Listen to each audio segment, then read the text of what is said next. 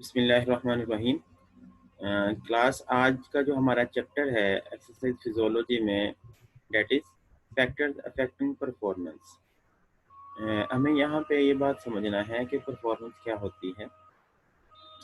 आप लोगों को मैंने 2 असाइनमेंट्स दी थी, आप लोगों ने बहुत अच्छा काम किया उस पे। स्ट्रेंथ ट्रेनिंग के बारे में मैंने आपसे पूछा था क्या होती है, और एंड्योरेंस ट्रेनिंग के बारे में आपने एक्सरसाइजेज बहुत अच्छी बताई हैं। तो स्ट्रेंथ ट्रेनिंग, एंड्योरेंस ट्रेनिंग, ये दोनों ट्रेनिंग हम क्यों करवा रहे हैं? बेसिकली हमने अपने एथलीट को ट्रेन करना है कि वो मैक्सिमम परफॉर्म कर सके। हमने ये ट्रेनिंग के कुछ कंपोनेंट्स माइंड में रखने हैं। तो इस चैप्टर के अंदर हम ये बात समझेंगे कि ऐसे कौन से फैक्टर्स हैं जिसकी वजह से परफॉर्मेंस डिक्रीज या इंक्रीज होती है। कुछ फैक्टर्स इंटरनल होते हैं, कुछ फैक्टर्स एक्सटर्नल होते हैं। यहाँ पे जो हमारा फोकस होगा वो इंटरनल फैक्टर्स के ऊपर होगा। इंटरनल फैक्टर्स के अंदर हमारा ब्रेन ने पूरे बॉडी को कंट्रोल करना है। तो ब्रेन किस तरह बॉडी को कंट्रोल कर रहा है, उसमें मोटिवेशन का कितना ज़्यादा रोल है, विल पावर का कितना ज़्यादा रोल है। इसके साथ साथ हमारी जो मसल स्ट्रेंथ है, एंड्योरेंस है, वो कितनी है। मसल्स फाइबर्स, कौन से टाइप 1 फाइबर, टाइप 2 फाइबर्स, कौन से फाइबर्स किस वक्त ज़्यादा एक्टिव होंगे, उनमें डिफरेंस क्या आएगा। तो आज का हमारा जो मेन कंसर्न होगा वो इन बातों के साथ होगा। हमने एथलीट्स के ऊपर फोकस करना है। तो हमारे पास परफॉर्मेंस की फिर डिफरेंट टाइप्स आ जाएंगी। कुछ परफॉर्मेंस वो शॉर्ट ड्यूरेशन के लिए होती हैं, जस्ट लाइक स्प्रिंटर्स। अब स्प्रिंटर्स क्या होते हैं, कुछ को पता होगा और कुछ को अगर नहीं पता। तो जब रनिंग हो रही होती है तो कुछ 100 मीटर का डिस्टेंस कुछ सेकंड्स के अंदर कवर करना होता है, और वो लेस देन 10 सेकंड्स वो डिस्टेंस कवर हो जाता है।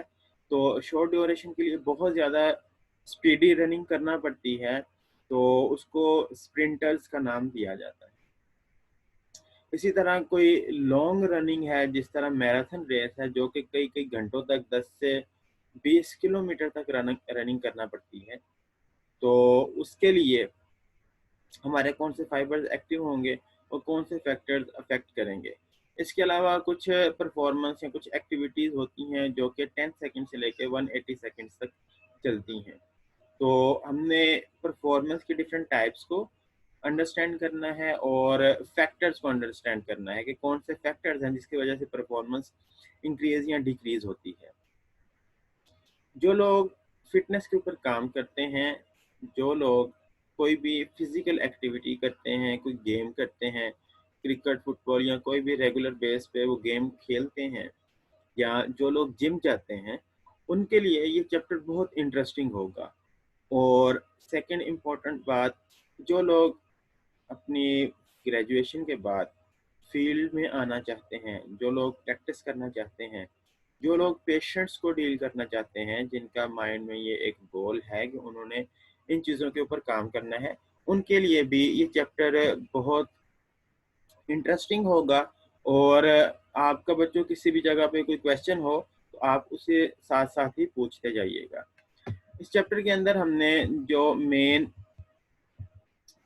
ऑब्जेक्टिव्स हैं, जो मेन पॉइंट्स अंडरस्टैंड करने हैं, हम पहले वो समझ लेते हैं कि कौन से पॉइंट्स हैं। मैंने आपको पहले भी बता दिया कि सबसे पहली बात कि हमने फैक्टर्स को अंडरस्टैंड करना है जिसकी वजह से मैक्सिमम परफॉर्मेंस हम गेन कर सकते हैं। परफॉर्मेंस कब कम या ज़्यादा होगी वो डिपेंड करता है फटीग के ऊपर। और फटीग कब होती है, फटीग की डेफिनेशन क्या है, ये हम इस चैप्टर के अंदर समझेंगे। कौन से फैक्टर्स हैं जो कि सेंट्रल नर्वस सिस्टम को बूस्टर प्रोवाइड करते हैं, फेवर करते हैं, और कौन से सिस्टम्स हैं जो कि सेंट्रल नर्वस सिस्टम को अगेंस्ट काउंटर फोर्स करते हैं, उसकी एक्टिविटी को, परफॉर्मेंस को डिक्रीज कर देते हैं।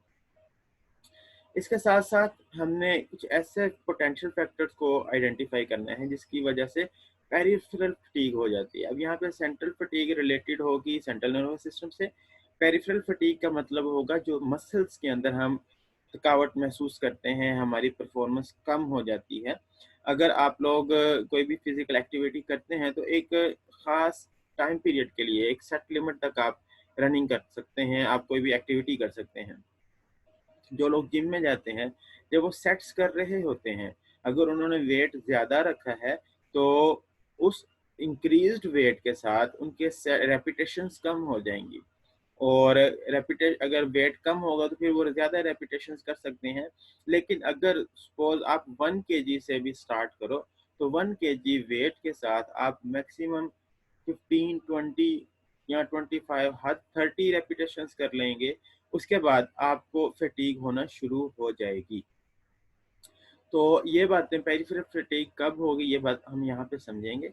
इसके अलावा क्रॉस ब्रिज साइक्लिंग का क्या रोल है फटीग में, और जो यहाँ पे हम समराइज़ करेंगे कुछ ऐसे एविडेंस को, जिसकी वजह से हमारे बॉडी के अंदर कुछ मसल फाइबर्स रिक्रूट हो जाते हैं।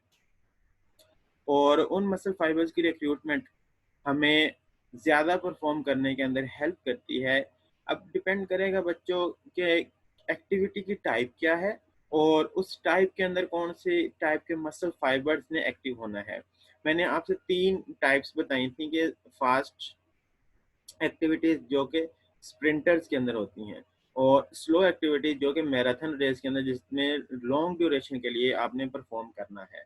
और इन दोनों के दरमियान में एक इन बिटवीन हमारे पास मॉडरेट एक्टिविटीज़ आती हैं।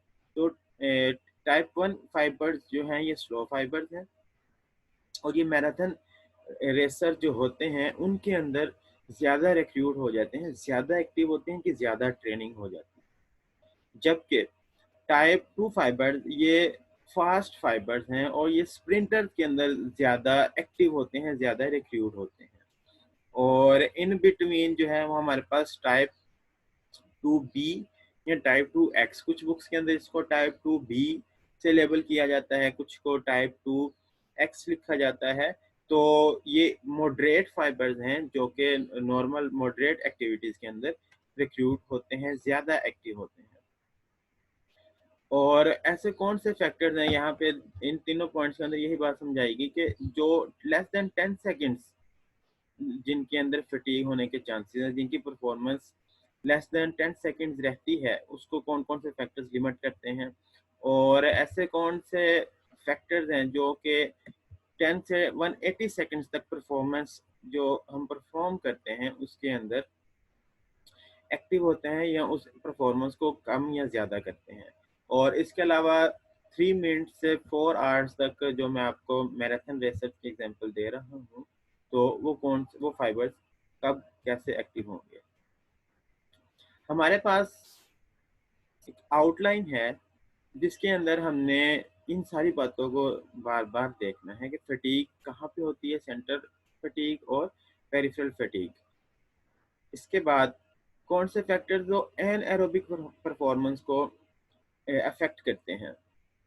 उसमें शॉर्ट टर्म परफॉर्मेंस और शॉर्ट टर्म परफॉर्मेंस दो तरह की हैं, दोनों में टाइम ड्यूरेशन का डिफरेंस है। और moderate length performance 3 to 20 minutes, और intermediate 20 to 60 minutes, and long term performance 1 to 4 hours. तो ये वही बातें जो 3 हमने डिवाइड की थी, उसकी फिर आगे फर्दर डिवीजन कर दी गई। इसमें लास्ट पॉइंट होगा हमारे इस चैप्टर का, एथलीट एज अ मशीन। क्या एक एथलीट एक मशीन की तरह परफॉर्म कर सकता है? हमें ये बात पता है कि एक मशीन वो नॉन स्टॉप परफॉर्म कर सकती है अगर उसको सूटेबल एनवायरनमेंट प्रोवाइड कर दिया जाए। बट एथलीट एक मशीन नहीं है। हमने एथलीट के अंदर इन कंपोनेंट्स को अंडरस्टैंड करना है, इन फैक्टर्स को समझना है, और फिर जब हम ट्रेनिंग करवाएंगे एथलीट की, तो हमने ये बात माइंड में रखनी है कि वो मशीन नहीं है, वो ह्यूमन बीइंग है, और इसको अकॉर्डिंगली हमने ट्रीट करना है। ये एक आपको शॉर्ट क्वेश्चन भी आ सकता है, और पूरे चैप्टर की समरी दी गई है इस आपके पास जो स्लाइड नज़र आ रही है, कौन कौन से फैक्टर्स हैं जिसकी वजह से परफॉर्मेंस इफेक्ट हो रही है। शॉर्ट क्वेश्चन अगर आए तो आपने इन पॉइंट्स को एज इट इज़ बना दें फ्लो चार्ट में, और अगर आप पैराग्राफ के फॉर्म में लिखना चाहते हैं, एक्सप्लेन करना चाहते हैं, तो पूरे चैप्टर की एक समरी है आपके सामने इस वक्त खुली हुई। हमें एनर्जी कहाँ कहाँ से मिलेगी, एनाएरोबिक सोर्स कौन से हैं और एरोबिक सोर्स कौन से हैं। एनाएरोबिक हमें फॉस्फोक्रिएटिनिन एंड ग्लाइकोलाइसिस से एनर्जी मिलती है। इसके अलावा एरोबिक सोर्स मेजर कंपोनेंट हमारा ऑक्सीजन है। हम ऑक्सीजन कितनी यूज़ करते हैं, कार्डियक आउटपुट कितना है, oxygen delivery, haemoglobin, partial pressure of oxygen और ऑक्सीजन एक्सट्रैक्शन और माइटोकॉन्ड्रिया, ये डिफरेंट पॉइंट्स हैं जो कि एरोबिक सोर्स हमें प्रोवाइड करते हैं। इसके अलावा जितना परफॉर्म हमने करना है उसके लिए डाइट बहुत मेजर रोल प्ले करती है। कार्बोहाइड्रेट इनटेक कितना है, वाटर इनटेक कितना है। सेंट्रल नर्वस सिस्टम, अरोयल और मोटिवेशन सबसे मेजर कंपोनेंट है। आपके बाकी सारे एनर्जी भी फुल है, डाइट भी आपकी प्रॉपर है, लेकिन हमारे जो रूटीन में जो फिजिकल इनएक्टिविटी होती है उसके अंदर सबसे मेन पॉइंट होता है लैक ऑफ मोटिवेशन। हमारे पास मोटिवेशन नहीं होती। जो लोग जिम में जाते हैं और उनकी एक रूटीन सेट हो जाती है, उसकी रीज़न क्या होती है कि उनको वहाँ पे एक एनवायरनमेंट इस तरह का मिलता है कि वहाँ पे हर बंदा मोटिवेट है, हर बंदा एक्टिवली एक्सरसाइज कर रहा है और आपको वहाँ से मोटिवेशन मिल जाती है। इंटरनल मोटिवेशन सबसे ज़्यादा रोल प्ले करती है, इसके बाद एक्सटर्नल मोटिवेशन है। अगर कुछ लोगों को डॉक्टर्स कह दें कि आपने एक्सरसाइज लाजमी करनी है अदरवाइज आपकी ज़िंदगी को ख़तरा है, तो वो एक्सरसाइज करना शुरू कर देते हैं। अब उनको एक एक्सटर्नल मोटिवेशन मिली है, तो ये एक मेजर कंपोनेंट है जिसके बगैर बाकी सारे कंपोनेंट्स फेल हो जाएंगे। और अब मोटिवेशन भी है लेकिन स्किल्स नहीं है, आपको पता नहीं है कि आपने अपने बॉडी को ट्रेन किस तरह करना है, तो वो भी आपके लिए प्रॉब्लम क्रिएट करेगा। तो प्रॉपर स्ट्रेंथ या स्किल्स का समझना भी बहुत ज़रूरी है। और लास्ट कंपोनेंट एनवायरनमेंट का, एल्टीट्यूड, हीट, ह्यूमिडिटी, ये कंपोनेंट्स भी अफेक्ट कर रहे होते हैं परफॉर्मेंस को। मैंने लास्ट लेक्चर में भी कहा था कि भाग मिल्खा भाग एक मूवी है, कोशिश करिए वो अगर आप देखें तो उसके अंदर आपको ये ट्रेनिंग के सारे कंपोनेंट्स बहुत अच्छे मिल जाएंगे। इसके अलावा जो भी स्पोर्ट्स रिलेटेड मूवीज़ हैं उसके अंदर ये ट्रेनिंग करवा रहे होते हैं मुख्तलिफ पॉइंट्स के ऊपर जाके। भाग मिल्खा भाग में आप देखेंगे कि वो डेजर्ट्स में ट्रेनिंग करवा रहे हैं, वो हिली एरियाज में जाके ट्रेनिंग करवा रहे हैं, हाई एल्टीट्यूड पे जाकर उनकी ट्रेनिंग करवाई जा रही है। तो उसकी रीज़न ये है कि ये परफॉर्मेंस को अफेक्ट करती है। अब कुछ स्लाइड्स बच्चों ऐसी हैं जिसपे मैं बहुत ज़्यादा फोकस कर रहा हूँ और उसमें मेन पॉइंट यही समझने वाले हैं। तो अगर ये आपको समझ लग गई तो फिर बाकी चैप्टर बहुत ईजी हो जाएगा। फटीग को समझना ज़रूरी है। फटीग की डेफिनेशन क्या है कि इनएबल हो जाता है बंदा अपनी मेंटेन पार, कब, during the repeated muscle contraction. हम एक काम बार बार कर रहे हैं, हमारे मसल्स बार बार कॉन्ट्रैक्ट कर रहे हैं और कुछ टाइम पीरियड के बाद हम उस बार को मेंटेन रखना हमारे लिए पॉसिबल नहीं होता। आप एक वेट को उठाते हैं, वेट लिफ्टिंग करते हैं, जिम के अंदर कोई एक्सरसाइज करते हैं, तो शुरू में आप आसानी से कर सकेंगे, लेकिन बार बार मसल कॉन्ट्रैक्ट हो रहे हैं तो कुछ टाइम पीरियड के बाद मसल फैटीग हो जाएगी। सेंट्रल फैटीग होती है और पेरिफेरल फैटीग होती है। सेंट्रल नर्वस सिस्टम में सेंट्रल फैटीग और पेरिफेरल फैटीग न्यूरल फैक्टर्स हो सकते हैं, मैकेनिकल फैक्टर्स हो सकते हैं या एनर्जेटिक्स ऑफ कॉन्ट्रैक्शन। इनको हम थोड़ा सा डिटेल में देखेंगे। ये भी एक शॉर्ट क्वेश्चन है आप लोगों का, कौन सी ऐसी पॉसिबल साइट्स हैं जहाँ पे फटीग हो सकती है, और उसकी यहाँ पे रीज़न लिखी गई है बच्चों। तो ये पूरा एक फ्लो चार्ट बहुत इजी वे में एक्सप्लेन किया गया है। इसको समझ लीजिएगा कि इम्पेयर्ड ब्रेन के अंदर ये है कि आपको साइकोलॉजिकली मोटिवेट ही नहीं है, आपके पास मोटिवेशन ही नहीं है, तो ये हम बाकी सारे कंपोनेंट्स फेल हो जाएंगे। तो मैंने आपको शुरू में बताया। इसके बाद motor units recruitments, spinal cord के ऊपर फटीग हो सकती है, पेरिफेरल नर्व्स के ऊपर, मसल सार्कोलेमा, ट्रांसवर्स ट्यूब्यूल्स और कैल्शियम रिलीज। उसके बाद एक्टिन मायोसिन इंटरेक्शन। तो यहाँ पे अगर आप नोट करें तो आपने मसल का एक स्ट्रक्चर पढ़ा था और उस मसल के स्ट्रक्चर में सैक्रोलेमा था, मसल मेम्ब्रेन, और उसके बाद उसमें टी ट्यूब्यूल्स थी जहाँ पे कैल्शियम साइट्स थी और कैल्शियम वहाँ पे आके बाइंड होती है। उसके बाद एक्टिन और मायोसिन फिलामेंट्स की क्रॉस ब्रिजिंग होती है। तो एक्टिन अल्टीमेटली अगर हम माइक्रो लेवल पे बात करें तो एक्टिन और मायोसिन फिलामेंट्स ये ओवरलैप करते हैं ड्यूरिंग मसल कॉन्ट्रैक्शन, और जब आप इनकी कॉन्ट्रैक्शन में मसल ओवरलैपिंग में हमारे पास ये कुछ भी कंपोनेंट्स किसी भी जगह पे एक कंपोनेंट मिसिंग हो जाएगा, उसकी वजह से फटीग हो सकती है। वो हमारे सेंट्रल नर्वस सिस्टम में फटीग हो सकती है, या हम पेरिफेरली वो किसी भी एक शॉर्ट कंपोनेंट में हमें फटीग का सामना करना पड़ेगा। तो अल्टीमेटली जितना हमारे पास आउटपुट है वो डिक्रीज हो जाएगी। अब जो फटीग के लोकेशंस हैं इनको हम सेंट्रल फटीग को और पेरिफेरल फटीग को डिस्कस करेंगे, और उसके बाद हम लास्ट पे जो तीन हमने टाइप्स पढ़ी थी फिजिकल एक्टिविटी की, उनके बारे में देखेंगे ये कंपोनेंट्स वहाँ पे किस तरह इफेक्ट कर रहे हैं। तो मोटर यूनिट्स जो हैं उनमें रिडक्शन हो जाती है कि कितने motor units at a time active हैं, और मोटर यूनिट्स फायरिंग जो वहाँ पे करते हैं ताकि मसल कॉन्ट्रैक्शन हो सके वो भी रिड्यूस हो जाती है। सेंट्रल नर्वस सिस्टम अरोयल can alter the state of fatigue. Motivation ज़्यादा है, हमारे पास फटीग कम होगी, और जब आपके पास कोई डाइवर्शंस हैं उस वजह से भी ये अफेक्ट हो सकता है। अगर आप लोगों ने देखा हो और खुद ये प्रैक्टिकली एक्सपीरियंस किया हो, जिस तरह आप में से कुछ स्टूडेंट्स ट्रिप पे गए थे, तो ट्रिप पे हमारे पास एक तो हमने इतनी ट्रैवल किया, उसके बाद वहाँ पे भी आपके पास रेस्ट का टाइम नहीं होता, लेकिन वहाँ पे हमें फटीग का एहसास भी नहीं होता। इसी तरह अगर आप किसी पार्टी पे जाते हैं या आपके घर में कोई पार्टी है, किसी की शादी है, तो हम बहुत एक्साइटेड होते हैं। तो वो एक्साइटमेंट में हमें फटीग का बिल्कुल कॉन्सेप्ट ही नहीं होता।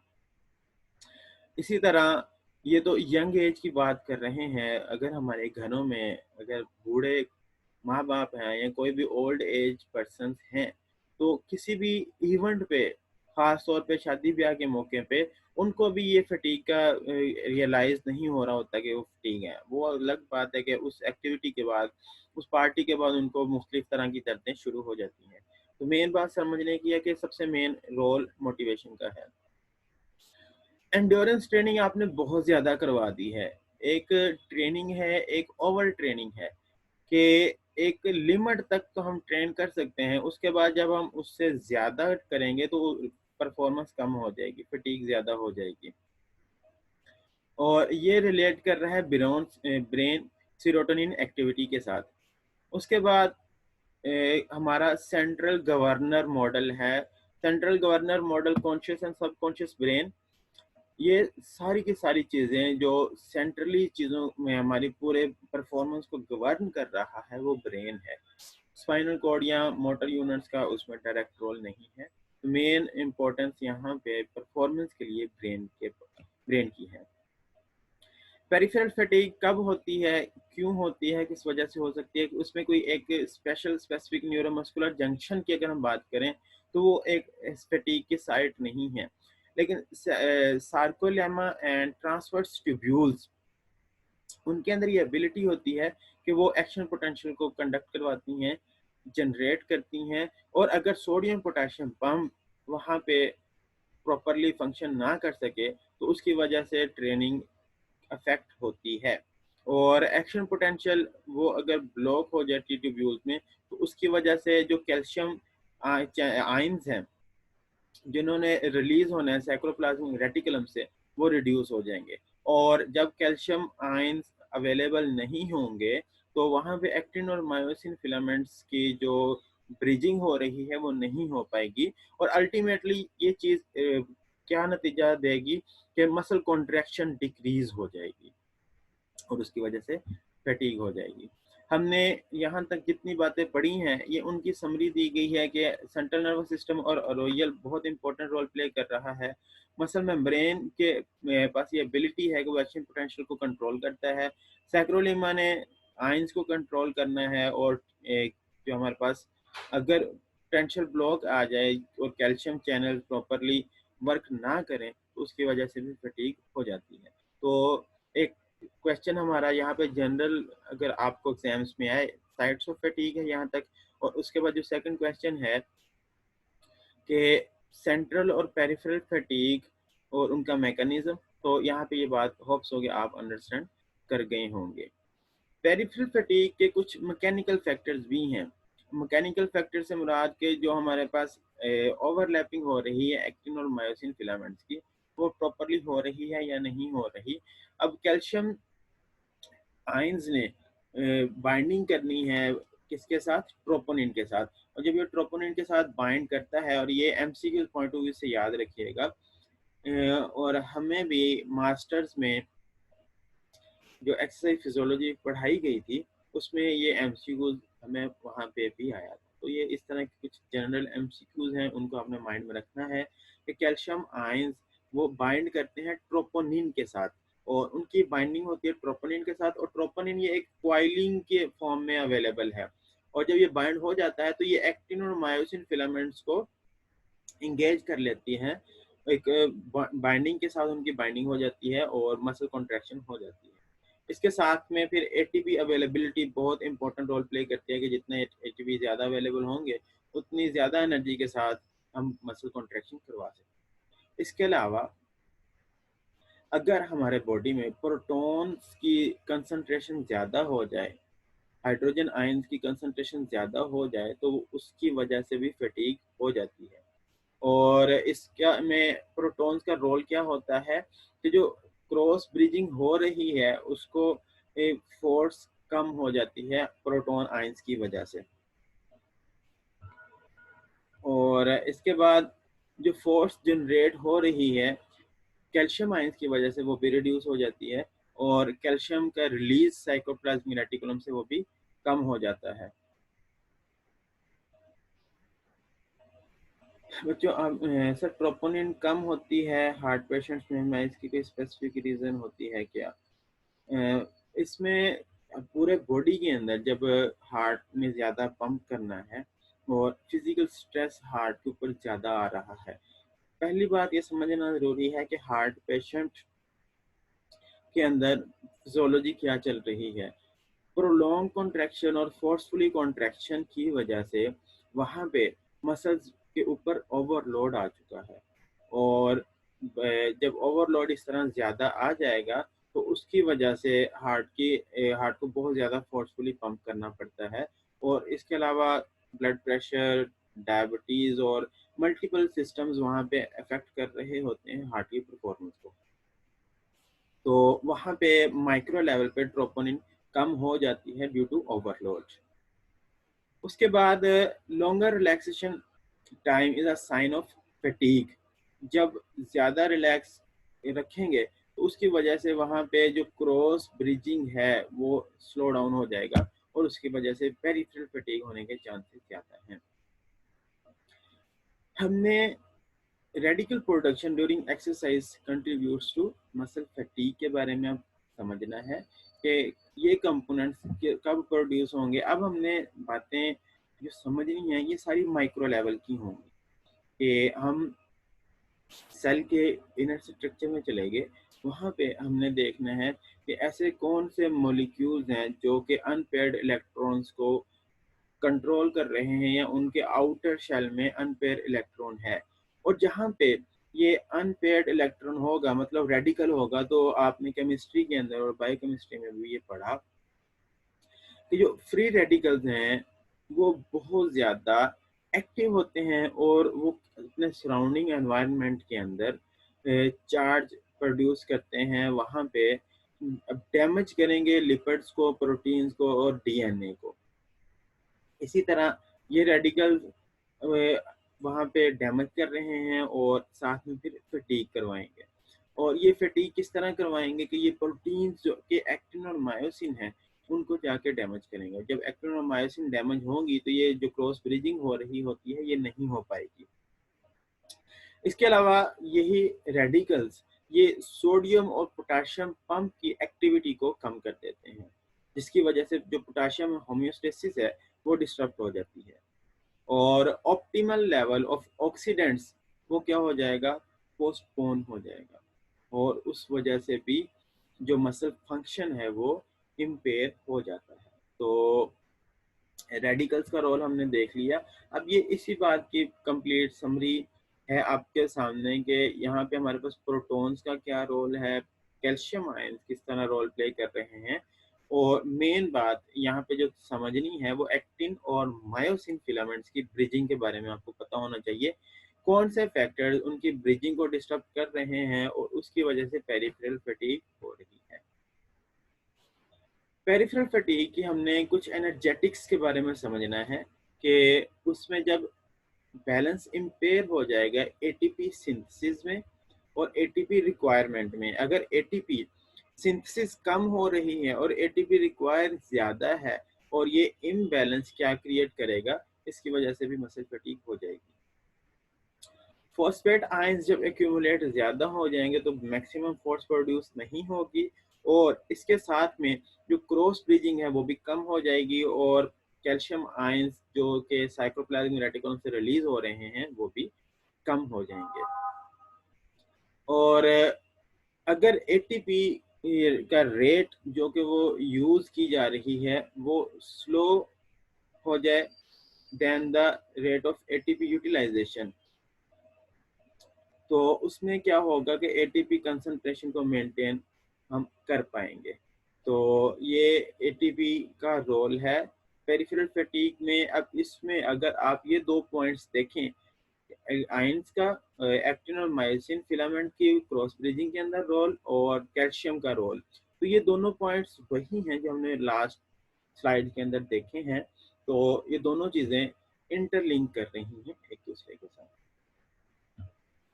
यहाँ पे यही दोनों बातें जो हमने की हैं उसकी समरी है। उसके बाद हमने ये बात समझना है मसल फाइबर्स क्या रोल प्ले कर रहे हैं ड्यूरिंग एक्सरसाइज और किस तरह मसल फाइबर्स इंक्रीज या डिक्रीज करते हैं परफॉर्मेंस को, परफॉर्मेंस कैसे अफेक्ट होती है। तो चैप्टर इस लास्ट स्टार्ट में ही मैंने आपको एक ओवरव्यू दिया था type 1 fibres and type 2 fibres. Type 1 fibres slow fibres हैं बच्चों, ये एमसीक्यू पॉइंट ऑफ व्यू से याद रखिएगा, ये बार बार बातें रिपीट होंगी। और टाइप 2 फाइबर्स जो हैं ये फास्ट फाइबर्स हैं। अब type 2A and type 2X, कुछ बुक्स में टाइप 2B भी लिखा होता है, तो आप यहाँ पे अगर आपके बुक में टाइप 2X है तो आप उसे ही फॉलो करिएगा। इनमें किस तरह रिक्रूटमेंट हो रही है, किस तरह एक्सरसाइज के ऊपर ये इफेक्ट कर रही हैं, तो अप टू 40% और VO2 मैक्स वो टाइप 1 फाइबर्स के अंदर रिक्रूट होती है। जितना लॉन्ग ड्यूरेशन के लिए आपने एक्सरसाइज करनी है, जितनी एरोबिकली एक्सरसाइज करनी है, उतना मसल फाइबर 1 ज़्यादा एक्टिव होने चाहिए। और जो टाइप 2 फाइबर्स हैं वो 40 to 75% VO2 मैक्स को रिक्रूट करते हैं और ऐसी एक्सरसाइज 75% से अगर ज़्यादा VO2 मैक्स रिक्वायर हो तो टाइप 2 फाइबर्स उसमें यूज़ होते हैं। अब इस बात को दोबारा से मैं आपको समझाता हूँ रेस के एग्जांपल के साथ। 3 तरह की रेस मैंने आपको बताई। स्प्रिंटर्स जिन्होंने लेस देन 10 सेकंड्स एक्टिव करना है, एक्टिव होना है, और इतने शॉर्ट ड्यूरेशन के लिए, कम टाइम पीरियड के लिए आपको मैक्सिमम ऑक्सीजन चाहिए, तो वो मैक्सिमम ऑक्सीजन मोर देन 75% उसमें VO2 मैक्स चाहिए, तो उसमें टाइप 2 फाइबर्स एक्टिव होंगे। स्प्रिंटर्स की बात हो रही है। और जो मॉडरेट फाइबर्स हैं जिसमें 40 to 75% ऑक्सीजन रिक्वायरमेंट है, तो वहाँ पे टाइप 2A फाइबर्स यूटिलाइज हो रहे होते हैं। और अगर मैराथन रेस है तो वहाँ पे उनकी एरोबिक ट्रेनिंग ज़्यादा है और 40% तक उनको VO2 मैक्स चाहिए, तो वहाँ पे टाइप 1 फाइबर्स ज़्यादा रिक्रूट होते हैं। तो ये फिजिकल एक्टिविटी से रिलेटेड हैं ये बातें। और जब फिजिकल एक्टिविटी हम कर रहे होते हैं, रिपीटेड कॉन्ट्रैक्शन हो रही है, फटीग क्या होती है, लैक्टेट प्रोडक्शन। तो ये सारी जो बातें फटीग, अल्टीमेटली लैक्टेट प्रोडक्शन वहाँ पे ज़्यादा हो जाएगी। मसल फाइबर्स रिक्रूटमेंट का जो ऑर्डर है, type 1 fibres, type 2 fibres and type 2A and type 2X। तो जो हमने लास्ट में परसेंटेज एक्टिविटी के अकॉर्डिंग 40%, 40 to 75 और मोर देन 75% फाइबर्स देखे हैं, तो ये उन्हीं के लिए एक सिंपल सी फिगर में चीज़ें एक्सप्लेन कर दी गई हैं। वही बातें जो हमने डिटेल में डिस्कस कर ली, उसकी समरी है, इसके ये पॉइंट्स आपने माइंड में रखने हैं। अब हम परफॉर्मेंस पे आते हैं कि परफॉर्मेंस किस तरह इफेक्ट करती है। यहाँ से बच्चों हमारा आज के चैप्टर का नेक्स्ट पोर्शन स्टार्ट होगा और ये बातें हम आल तकरीबन कंप्लीट कर चुके हैं। तो 1 मिनट रह गया है हमारा इस लेक्चर को एंड होने पे, तो ये मीटिंग मैं अभी एंड करता हूँ और उसके बाद जब हम नेक्स्ट मीटिंग स्टार्ट करेंगे तो उसमें हमारा ये 10 से 15 मिनट के अंदर लेक्चर वाइंड अप हो जाएगा।